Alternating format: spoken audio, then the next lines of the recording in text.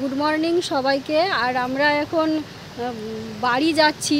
তো সারা রাত এত বৃষ্টি হয়েছে, রাস্তাঘাটের অবস্থা খুবই খারাপ। তো এই জন্য একটু দাঁড়িয়ে দাঁড়িয়েই যাচ্ছি, এত খারাপ। আর তিস্তার জল এত বেড়েছে, আপনাদেরকে দেখাচ্ছি একটু। বর্ষা ঢুকতে না ঢুকতেই তাতেই যদি এই অবস্থা হয় তাহলে তো ভয়েরই ব্যাপার।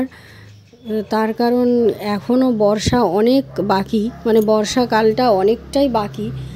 তো এত বৃষ্টি হচ্ছে, পাহাড় থেকে এত জল নামছে, অনেক আস্তে আস্তে অনেক ছোট বড় ঝর্ণা আমরা পেলাম। তার মধ্যে পাহাড় থেকে যে জল নামছে সেটা আপনাদেরকে কিছুটা দেখাচ্ছি। পাহাড়ের জল যে এত তীব্র গতিতে আমাদের সমতলে নামছে, তার যে শব্দ, সেটা শুনলে যে কেউ ভয় পাবে। আমরা তো ভয় পাচ্ছি। আর এর জন্য কিন্তু পাহাড়ের সঙ্গে সঙ্গে সমতলের মানুষেরও অনেক ক্ষতি হয়। গত বছর সেটাই হয়েছিল।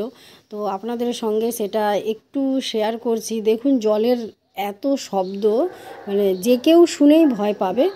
আর এই দিক দিয়ে যারা যাতায়াত করবেন তাদের মানে তারা খুব সাবধানে যাতায়াত করবেন। কারণ আমরা যাচ্ছি আজকে, আমরা নিজেরাই আজকে একটু ভয়ে ভয়ে যাচ্ছি।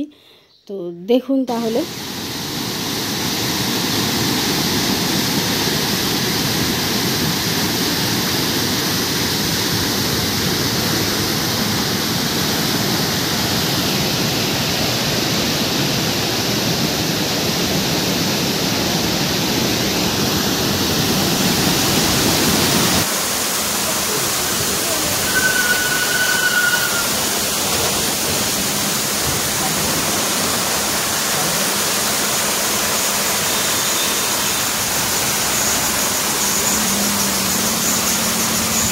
তিস্তা ব্রিজ পেরিয়ে, মানে করোনেশন ব্রিজ পেরিয়ে এখন ডুয়ার্সের রাস্তায়। তো সারা রাত যেহেতু এত বৃষ্টি হয়েছে, তাই প্রচুর বেড়ে গিয়েছে তিস্তা নদীর জল।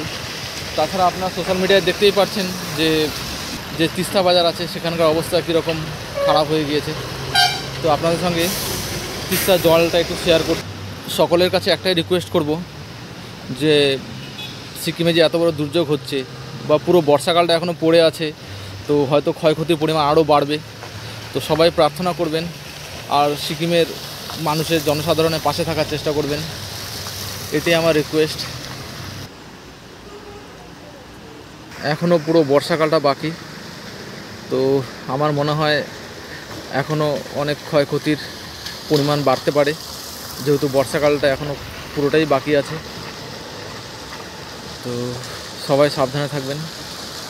পরবর্তীতে পরিস্থিতি আরও খারাপ হলেও হতে পারে, তাই সিকিমের পাশাপাশি আমাদের উত্তরবঙ্গবাসীকেও সতর্ক থাকার জন্য অনুরোধ করছি।